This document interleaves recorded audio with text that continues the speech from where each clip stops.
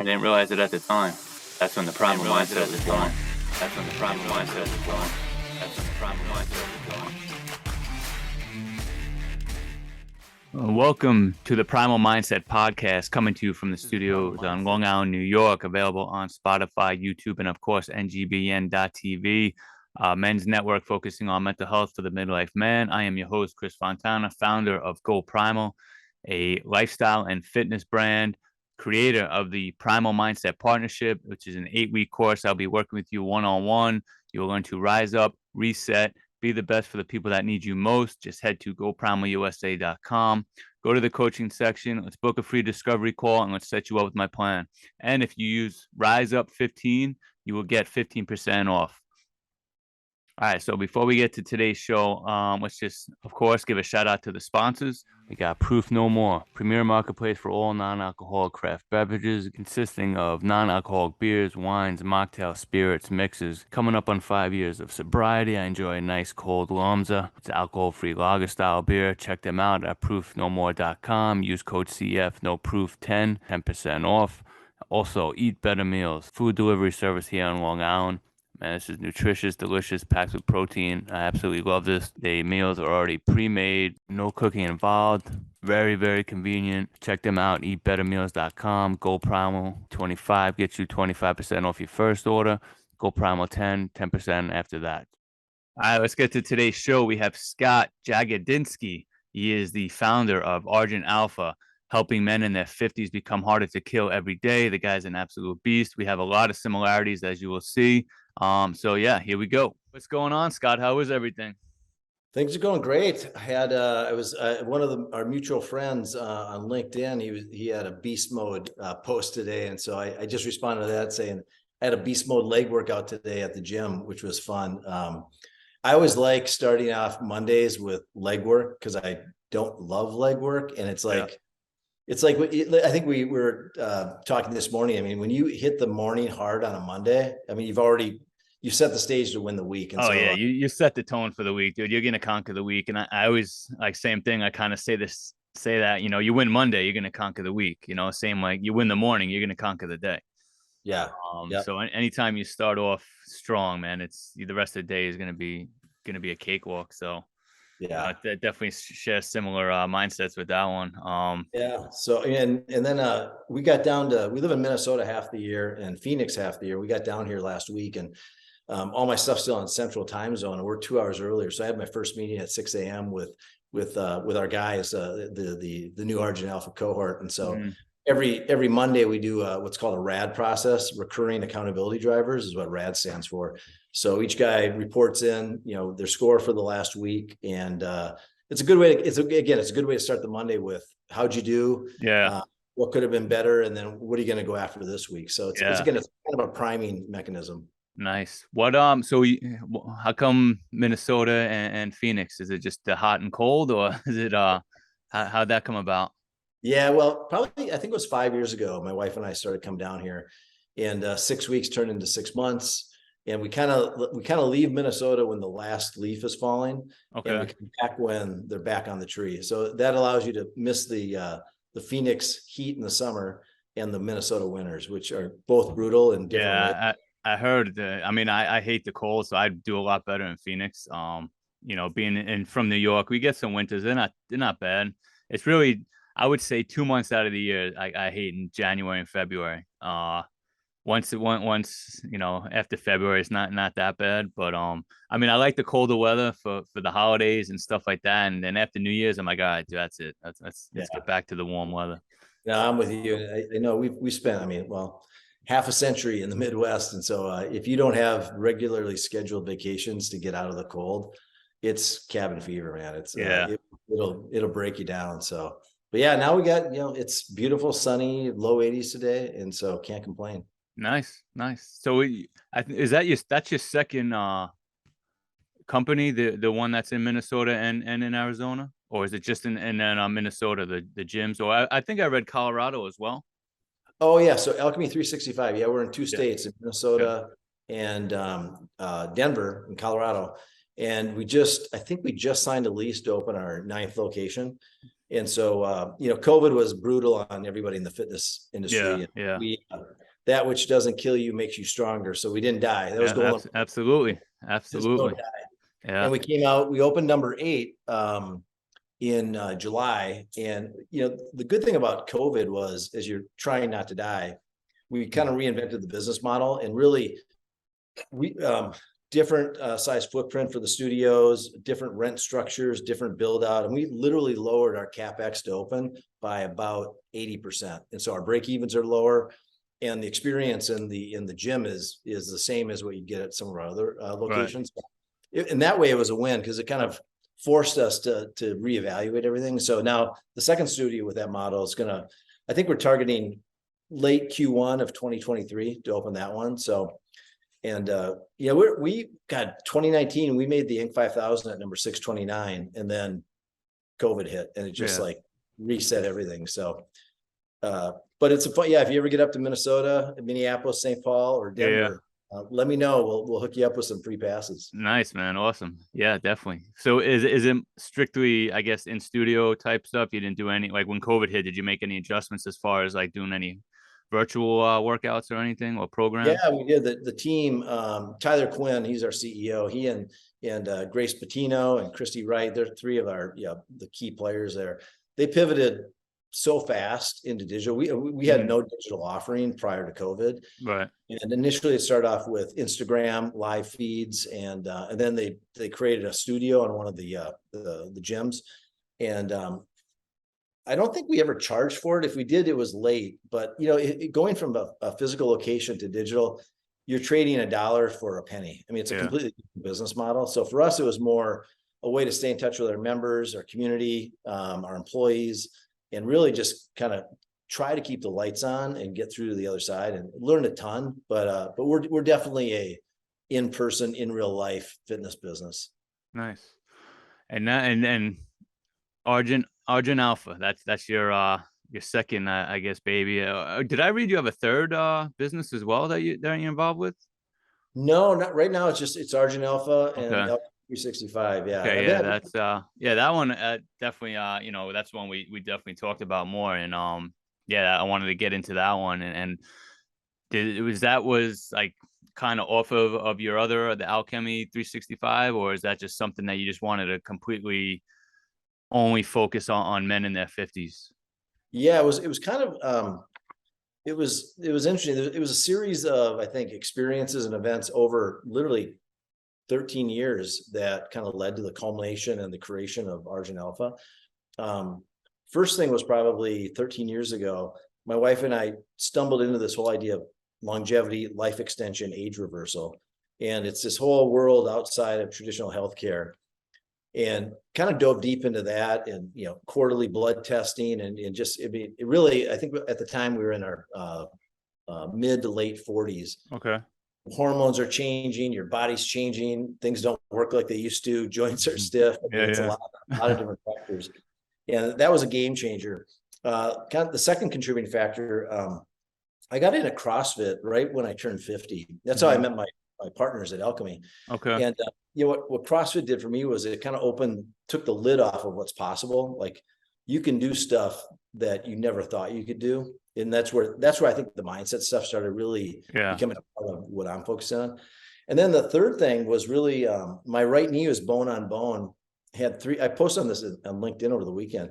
I had 3 docs, orthos, say knee replacement. And that's when I realized they're not solution providers, they're knee replacers. They all have a solution. And so I started looking for high and low for different solutions to solve that problem. Long story short, I mean, I went from being in chronic pain to no pain, improved my flexion. I couldn't ride a bike 2.5 years ago. Could literally not bend my knee enough. Last 2 summers, I put on over 800 miles biking in the summer. Nice. And so again, I think the answers to so many things are not on the mainstream. They're either over here, and then you just have to distinguish what's crazy versus what's, and so, and so you kind of mash all those together. It was last fall, and I had this like, Gabe, I knew I wanted to do something in this area. And I don't have you heard of Scott Adams, the creator of Dilbert? I think it sounds familiar. I'm not He's too a it's too. a cartoon strip, kind of poking Okay, yeah. at corporate life. Yeah.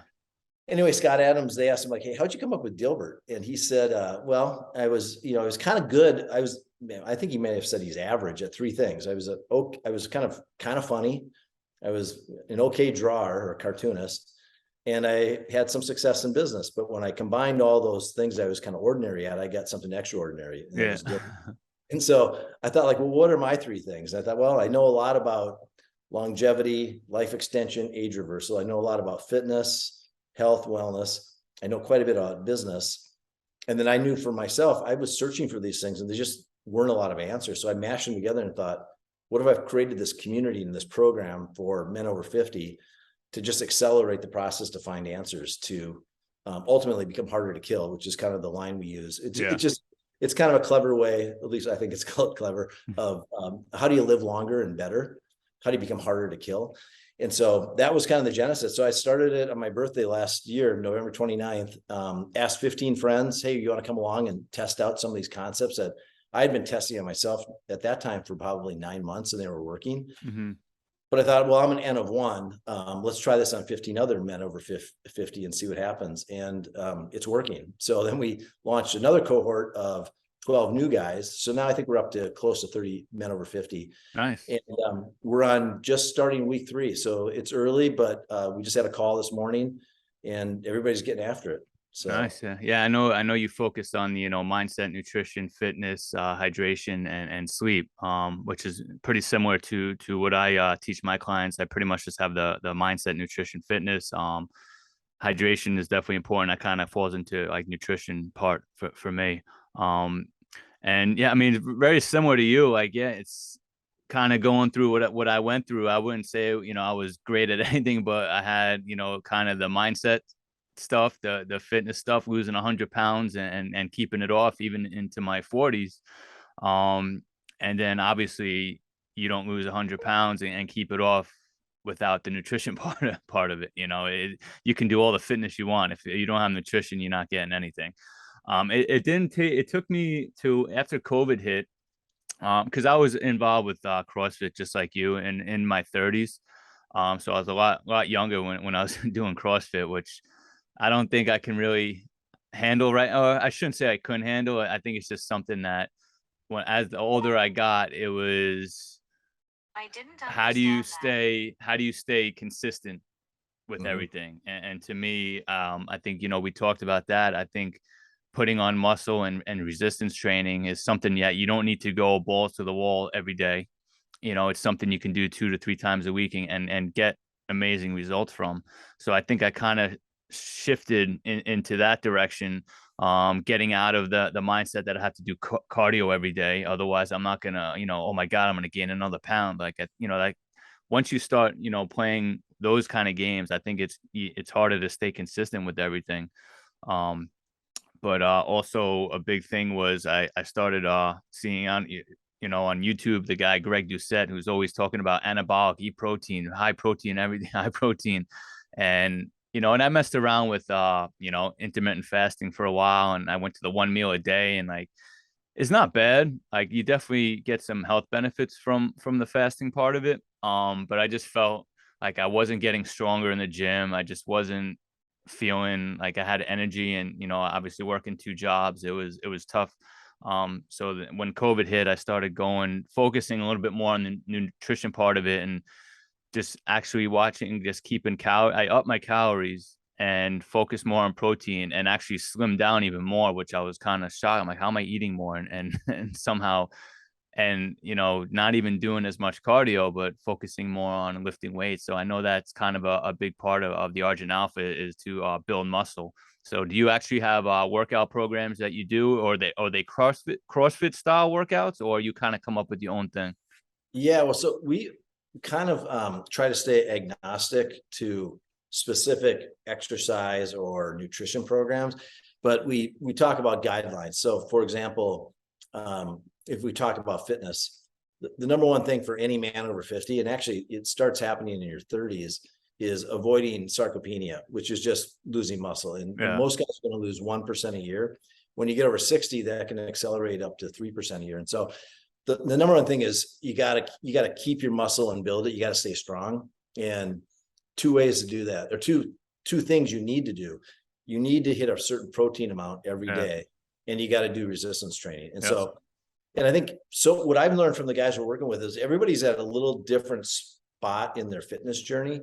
So to tell somebody who hasn't been working out to go and do CrossFit, well, they could probably do it. It's almost a little bit too much of a shock. And so to me, it's like, hey, start where you're at, and then just kind of use the idea of progressive overload. So just what you're doing, just keep doing a little bit more. Get a little bit better each day, you know? Yeah, totally. And then on protein, I think what you're starting to find from, I think a lot of the leading thinkers in this area, including, check out Dr. Gabrielle Lyon. Okay. She's awesome. She's a doctor. I think she's in New York too.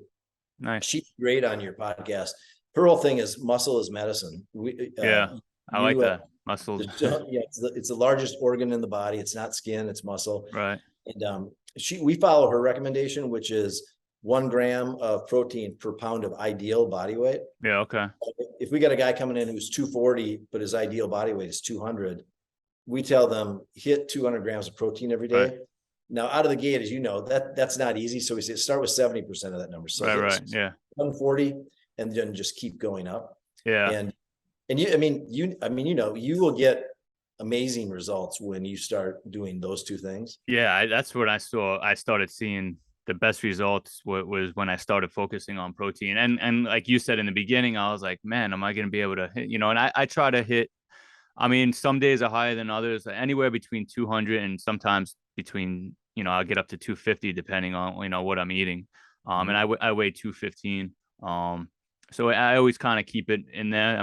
Like I said, some days you're going to hit it. Some days you might be a little lower. Some days you're going to be real high. But if you try to hit that consistent number all the time, you'll find it, easier and easier. What surprised me was a lot of foods I had no idea would be high in protein. I'm like, wow, dude, I can actually get protein out of that.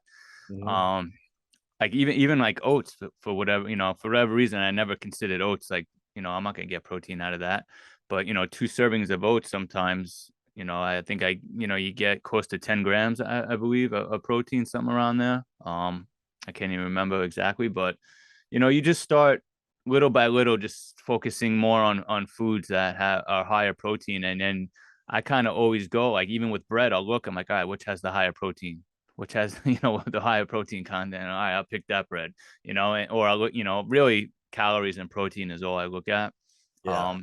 I don't really worry about how many carbs I eat. I never believed in a low carb diet or the keto or anything like that. I just feel, I know it works. I've seen people do it and it works for them, and that's fine. I've tried a low carb diet and I just didn't feel like I had energy. I'm also, from New York, so I like pizza too much to not eat carbs. So, I think I'm a big believer in, moderation with everything. So as long as I hit my calorie mark and I hit my protein mark, man, I don't really worry too much other than that. Yeah, I'm with you. It's I try to get at least 30 grams of protein in every meal, ideally closer to 50. That's I'm probably around 50 or so a meal, around there.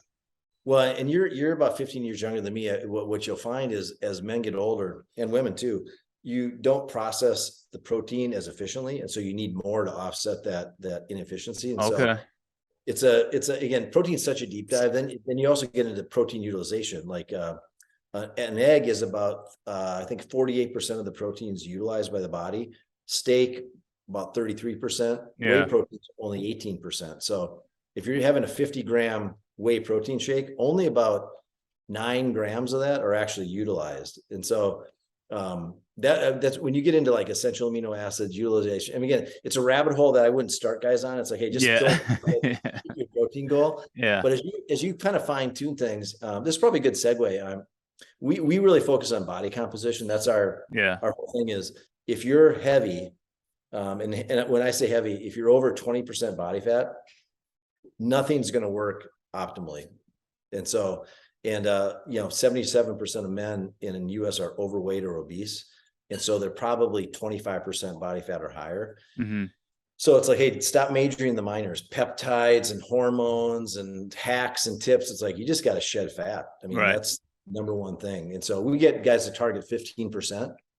And that's, I don't know what, if you are doing any sort of body composition measuring when you drop that 100 pounds, but it's like, it's way better than the scale as a tool to determine, because a lot of guys, when they're losing weight, they're losing muscle, and Yeah. you just want to avoid that. Well, yeah, I mean, when I lost, ended up losing 100 pounds, yeah, I didn't really track anything. This was, going back. I hit, when I hit 30 years old is when I really had, it was like my rock bottom with everything, like how I looked, how I felt, like, all my mental health issues. So that's when I started making the turn. So, and then 38, when I was able to finally get sober, I kind of shed the last, 20 to 30, and then since, kept it off since then. I actually started doing just with the calipers. That's the only thing I kind of use. I know they're not probably the most accurate thing. But I think like recently I got down, I'm like around between 12 and 13, around there maybe. Percent awesome. body fat. Yeah. So and it's funny, and like like you were talking about, like you just kind of have to go. I mean, first of all, I can tell right away just by the way my clothes fit, whether I'm trimming up or not. Yeah. But sometimes the scale doesn't move, because Mhm. if you're eating a lot of protein and you're hitting, some decent calories, and you're lifting weights 3 times a week, you're gonna put on some muscle. You're gonna, that scale might not shift, but you're gonna notice like, why am my clothes a little bit looser? And then like I feel like I'm eating more because I'm getting hungrier, and like you just, the more muscle you have, your fasting metabolism is going throughout the day. And really it's just, when I say fitness, as far as when I talk about my 8-week course, it doesn't necessarily have to mean like you gotta have fitness every day of your life. It's just really activity, Mhm. and even just walks, even like, and I tell people even that don't really do anything, I tell them, all right, break it down. Like if I tell them, can you, walk 30 minutes every day? They're like, oh man, 30 minutes. I don't know if I can do, I don't have time for that, blah, blah, blah. What's that going to do? I'm like, all right, how about this? Just walk 10 minutes after each meal. Like just for shits and giggles, say you have 3 meals a day or 3 big meals a day. Walk 10 minutes after each meal. Just 10 minutes. Can you do that? Yeah, I can probably do that. That's something you can probably do the rest of your life, I would think. And Mhm. and really it just breaks down to 30 minutes of walking every day. If you're keeping that calorie, whether you want to lose weight, a little bit of a deficit, or need to put on some muscle, a little bit of a surplus, and you're hitting that protein mark, and you're working out 3 times a day, man, that's all you need. And the older you get, the easier it is to stay consistent with that. Yeah, And totally. I It's think funny. I like how you broke that down, because my partner Tyler Quinn at Alchemy, he's got this line that I steal and usually give him credit for it, but I love it. Yeah, yeah, he's got this little, like, something's greater than nothing. right, And so it's like, hey, you only got time for one push-up today, do one yeah, push-up. yeah, Don't put up a goose egg. So if it's a 10-minute walk, if it's a 5-minute walk, it's just put points on the board, yeah. and that allows the habit creation to start. Mm-hmm. And then when you track it, have you heard this Jerry Seinfeld thing about don't break the chain? No. What's that? You have to look it up.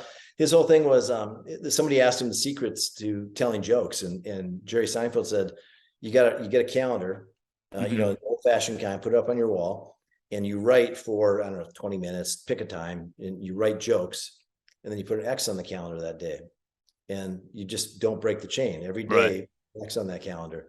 And so it's like, I always like that, because I mean, Seinfeld's hilarious, and I mean, Yeah, yeah. probably you probably know some of the landmarks from the sitcom, Oh but it's yeah, like, yeah, it's so true. It's just don't break the chain, put points on the board, whatever thing resonates with you, to not put up the goose egg. yeah, I think that's the key. So it yeah. sounds like that's working well with your clients, that Yeah, break it. yeah. I mean, it's like I try to, I went through pretty much like every type of workout or eating habit or whatever it was, and I just find like the most consistent way is to kind of do that, where you just stay active every day. Just do some Yeah. more. You don't have to go run 5 miles like you see all these guys on Instagram and doing, and think that, oh, that's what I have to do to get in shape. And I think it works well. Like, as far as I know, I can see, difference with my clients. I can see a different, even with their mindsets. And when you start seeing results, all right, then you kind of bump it up to 20 minutes after each meal. Then, then it's like, oh, I walked an hour today. It's like once you start seeing those results and you just, feel better, you look better. And because I always say, look good, feel good. Um, it's a lot easier to keep going with it, Yeah. and I think I'm sure you see that with your clients and however long how long is your program with each one that you do? We're still so early that right now I don't like the word boot camp, but we start off with Yeah. it's called the Argent Alpha upgrade. So it's a 100-day challenge. Okay. And then you go into the community. So we use Slack right now as a community, with a bunch of channels on topics, and guys are posting there all the time. And so I'm debating, like, as someone goes through the program, if they got results, but they want another round, Mm-hmm. is that the way to go? So you string these rounds together. Do you go into the community? Those are some of the ideas we're going to be testing to see, like, because the bottom line is whatever I can do to help these guys hit their goal, which is, again, get them on a path to under 20% body fat. Mm-hmm. And so it's 100 days for this group. And but it could be, I like to tell these guys, like, it's 100 days or it's the rest of your life. I Right, mean, right, yeah. so if it makes it easier to kind of contemplate and get your head around, let's break it down into 1 day, 10 days, 100 days. But we're not doing this and then going back there. This is about design. It's really designing your lifestyle, Mm-hmm. and you're solving for a specific set of results and outcomes. So yeah, I think we'll see. So stay tuned. We'll see if that Mm-hmm. changes based on how it works for guys. Yeah, nice. Yeah. I mean that's the one thing I preached also is, we wake up today, we go today, and like you just Yeah. kind of have to focus on each day. And that was the mantra I said to myself, going back to, and pretty much like I call it when the primal mindset was born. um when I really just kind of focused on like one day, today, that day I woke up, and I used to repeat them. I'd wake up, I'm like, all right, man, I wake up today, I go today. I didn't give a shit what happened the day before. I didn't Mhm. care how bad of a panic attack I had. I don't care how much I messed up or like whatever it was. Um, and kind of like what we were talking about before, like something is better than, like, if I ran like 5 minutes on the treadmill the day before and that was all I can do, that I woke up that next day, I'm like, I'm running 6 minutes, just something a little bit better. And that was it. And like, I remember what helped me, and I tell my clients too, especially like people who never worked out before, or maybe it's been years since they worked out. Cause I mean, I was always an athlete in high school and everything, but I just went so long without doing anything that it was almost back to the basics where I could barely do 10 push-ups, man. And I was embarrassed. I'm like, what the fuck, man? I can't even do 10 push-ups. This is horrible. But I kept track of everything. I Yeah. wrote everything down. And then, like, sure enough, you start seeing, oh man, I did 10. All right, I did 11. Or I would have certain workouts. And really, I started out on my own with just doing body weight, like CrossFit style workouts. I would just like Google on the computer with like push ups, sit ups, you running in between. And I would time how long it would take to finish the workout. I would do it, but sometimes it would take a half hour, 40 minutes, whatever it was. And then I would slowly start seeing, I'm like, all right, that took me 40 minutes and 22 seconds. This time it took me 39 minutes. Like, because if I didn't keep track of it, I would never have known I beat it by 10 seconds. I would, I have no idea. So that was how I was able to kind of train my mind to see progress, Mhm. to see, like, all right, that's how you start to kind of gain a little bit of confidence. And I'm like, all right, man, that's how you start building consistency. Because Right. motivation is not going to be, probably rarely ever going to be there. Yeah. Motivation is going to be there once in a while, but you can always stay consistent. And what was a funny line I think Joe Rogan had? He's like, if I only worked out when I felt like it, I would be a fat piece of shit, like, because you don't really, how many times do you really feel like working out? And I love it when I'm done. I'm like, oh, that was a great workout. But sometimes you wake up 4:35 in the morning. The first thing out of my mind is like, all right, man, I can't wait to go work out. Right. It's Right. like, oh fuck, man, I don't even feel like waking up and getting out of bed and this and that. But it's like, all right, I'm gonna stay consistent today. I have that why already in my head. That's so powerful that shit gets me up every day. Yeah. And even if, like, somehow, and you get busy and like, yeah, life throws adjustments at you and maybe you miss a workout, but you still stay on track. I'm like, all right, I'm going to do something active today. I'm going to Yeah. do some extra walking today. I'm going to do some push-ups throughout the day, and that's how I was able to kind of stay consistent with everything. And that's kind of what I teach my clients today. And I think as the older we get, I think consistency that's what you got to go for. That's what Yeah. you got to find, whatever it is that can keep you consistent.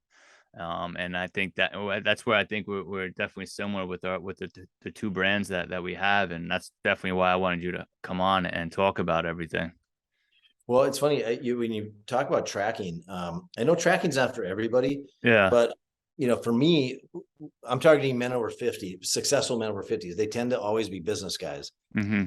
Business guys come out of a career where you set a long-term vision, you have a strategic plan, you have annual goals, you have quarterly goals, you execute, and you know where you are. There's never a variance that you can't track down, understand, and go fix. And so I'll walk guys through that, and I'll say, like, the problem is we don't do that for our personal lives. We don't have any vision for our life, long-term goals. We don't measure anything, and we don't have anybody holding us accountable. We don't have shareholders or a board. And so what if we had that? So I've taken some of those principles and that's what I built into the program. So we start with the future self. And the guy I love is Dr. Benjamin Hardy. He's Mm-hmm. got a book called Be Your Future Self Now. And it's just what it sounds like. So begin with the end in mind. And you can start with 100 days, 3 years, 10 years. You can pick any time frame you like. I kind of like a little bit of a 100-day, a 1 year, and a 3 year, just to kind of give yourself a little transition. 100 days you can get really clear on. Mm-hmm. 1 year clear, but a little fuzzy. Right. Three is going to get a lot more clear after you go through the first 100 days. Right. Because Yeah. so, but it's funny when you do that sort of like that business approach. I mean, I was talking to one guy and I said, hey, what happens if you have a sales variance? He goes, well, we track down, is it a salesperson issue? Is it a product issue? Is it a pricing issue, a competitive issue? I said, exactly. You know exactly what it is. And I said, so you're about what? You told me in the call, you're about 20 pounds overweight. Why is that? It's like, gives me kind of a general answer. Yeah. And after a few questions, you're like, okay, I get it. You're right. I'm not doing that to myself like I'm doing the business. And so how you do anything is how you do everything. Like if you do it for your business, why not do it for your personal life? Yeah. That leads into the tracking conversation where I don't think you have to track every workout, but we do. We have these Argent Alpha standards we do every month. Mm-hmm. So 6 movements, they're all tied to longevity.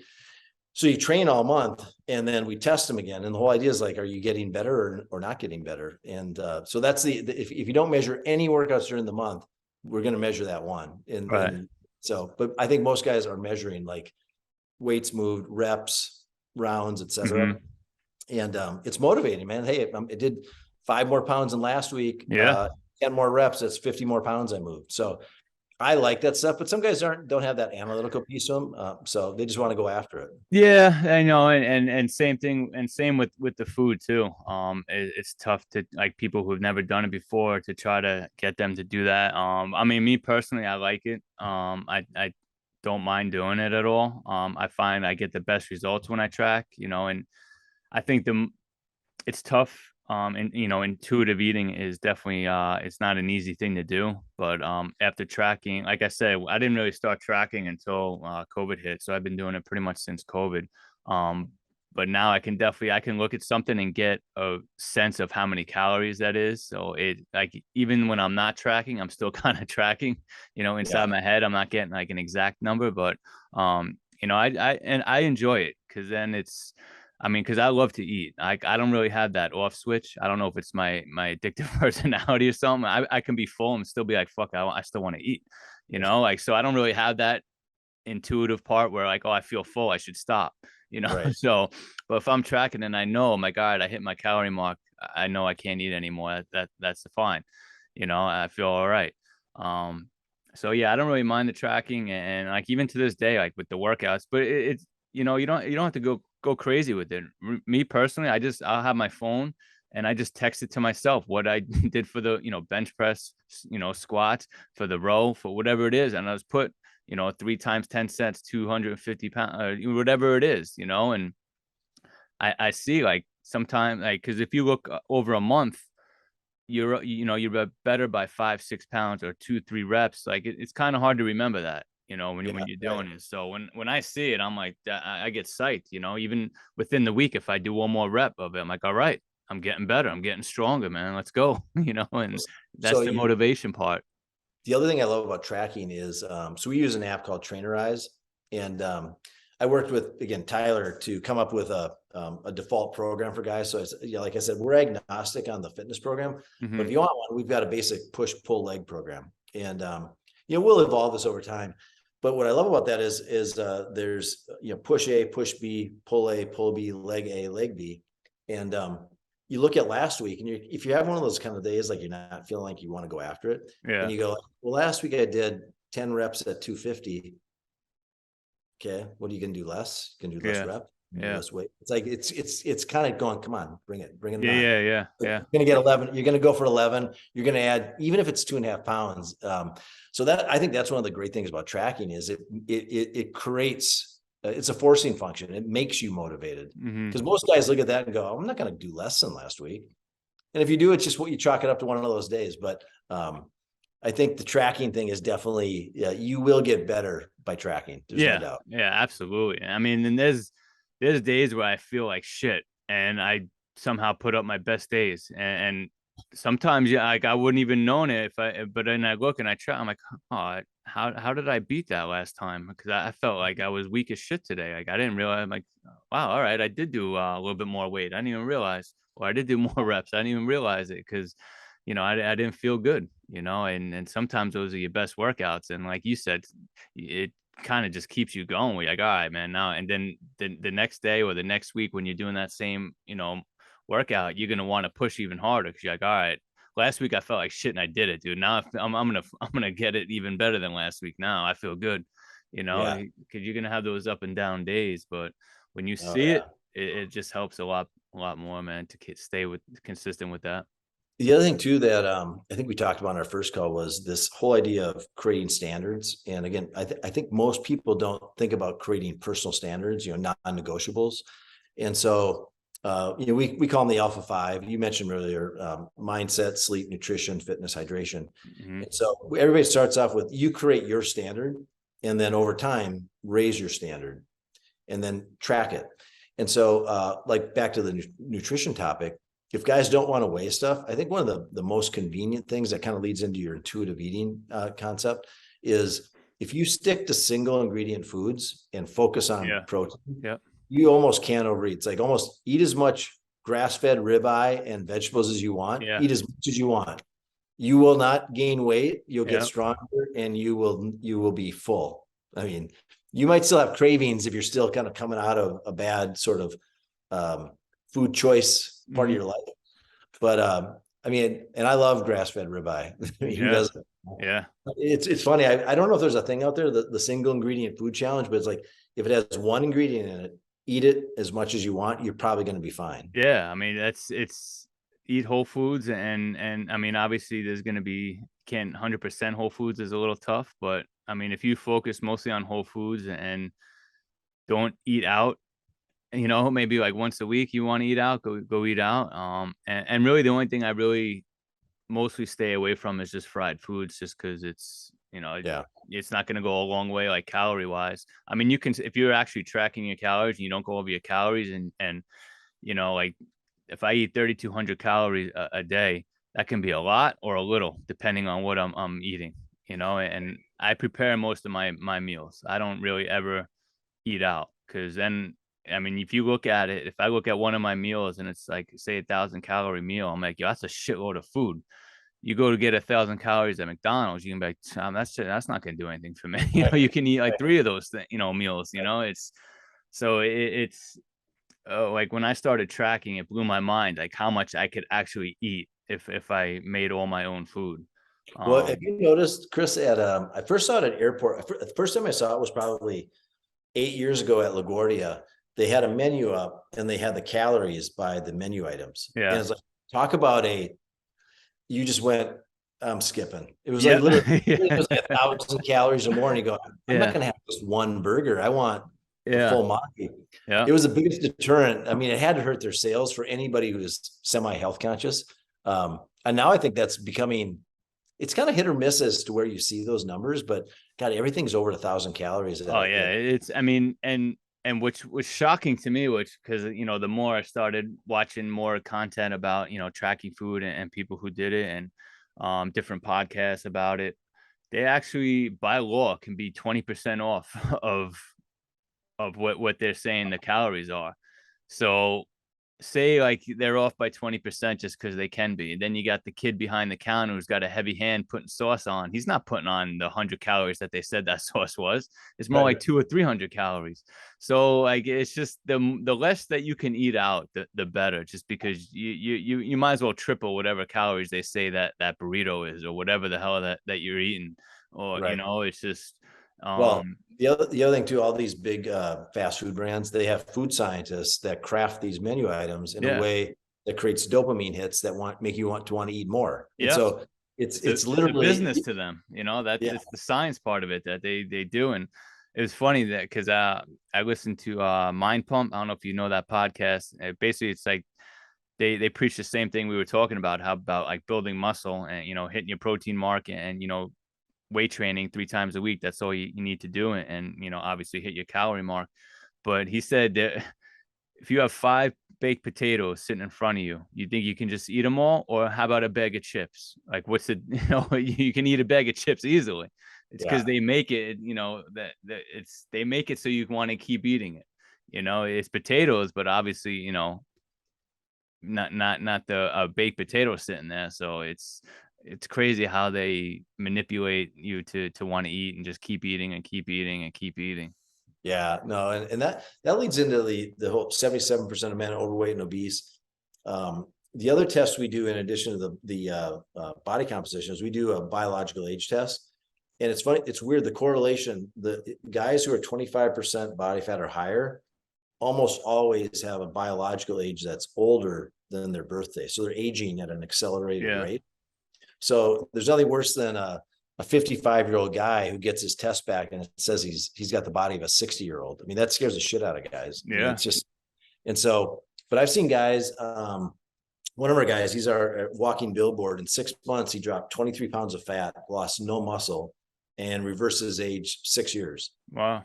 And so, and he's just like, he's on point, man. He just got done elk hunting in Colorado, burning just a shitload of calories every day, hiking the mountain with a big pack, and then landed, I don't know how much, just like I think an 800-pound elk. It's just nice. It's a lot of meat. It's a lot of meat. Yeah, he's going to be eating well for a while. I like elk. Elk is good. But it's funny when you get these tests. These are the things your doctor doesn't do. First of all, doctors don't do body composition testing. Mm-hmm. They rely on BMI, which we all know is great for population health, but it's bullshit on an individual. No, yeah, it doesn't. I'm obese according to the BMI, or overweight. Yeah, same here. I'm right now. Last body scan I had last month, I was 10.3% body fat, but I was a 25 something BMI. Mm-hmm. And so it's like, okay, which, and some overweight doc's going to tell me, what to do in my lifestyle. Yeah. So anyway, and they won't even acknowledge a biological age test when you've got all these guys out there. Like David Sinclair has his company. He's one of these gurus in longevity. He's behind it. But the healthcare system, the insurance system, it's all about sick care. It's not about proactively making people healthy. It's and big pharma's in there too. So it's like the trifecta: big pharma, big insurance, and then just the healthcare system. I guess you got to go do it if you got a broken arm or you need a new heart. But if everything else, it's like you got to take control. You got to be CEO of your own health. It's just no other way around it. It's funny. I mean, and again, just listening to different podcasts, they say like medical doctors have no idea how to be healthy as far as like fitness goes and nutrition. Like they just have no idea about it. And I think a doctor came on and said that it was something crazy, whereas like out of med school, they spent like maybe a month on like nutrition part of everything. So they like, I don't want to say they have no idea, but I really don't need any advice from my medical doctor on nutrition and fitness.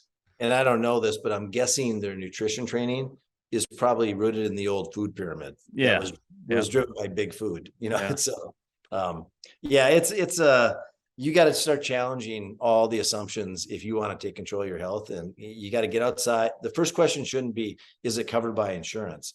The first question should be, what do I need to do to get to optimal health? Yeah. Regardless of whether it's covered by insurance. So, but that's the mindset's been so warped by the system that, and people get trapped by it. It's just, I was just talking to a guy today who, he was facing knee replacement surgery. So we were kind of talking about knee stories, and, doc wanted to open him up, and he just said, no, he got a second opinion. And, he's fixed his knee too. So it's, again, they're not solution providers typically. For every crappy doc, there's probably, for every 100 crappy docs, there's probably one good one. The key is finding the good doc. Yeah. My experience, they've been NMDs or naturopathic doctors, or these guys that are more anti-aging. Again, it tends to be concierge medicine. It's outside of insurance. You got to pay out of pocket, which sucks because you're already paying for insurance, and now you got to go spend even more money. Yeah.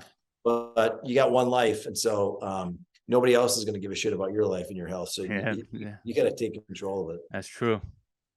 So where can people find, like, to reach you or find out more about the Argent Alpha program that you have? Yeah, right now, again, we're still early. I've got a stand-up website that you can drop your email if you want to get in touch. There's not really a lot of content there. It's just argentalpha.com. Best place to find me is on LinkedIn. And if you just, my last name is a mouthful, Jagodzinski. Okay, yeah, I wasn't sure how to say it, to be honest with you. So there we go. Nice. But if you search for me, you'll find it. But if you can't find it, just go to the website, put in your email, you'll get on our newsletter list, and then there'll be links to track me down that way. Yeah, I'll put the links in how to find you and everything in the description of this episode and everything, so people will definitely find out. And if you're in your 50s, definitely hit up Scott. He knows a lot of shit. And yeah, man, thank you very much for coming on, man. It was awesome that you were able to come on and talk about everything.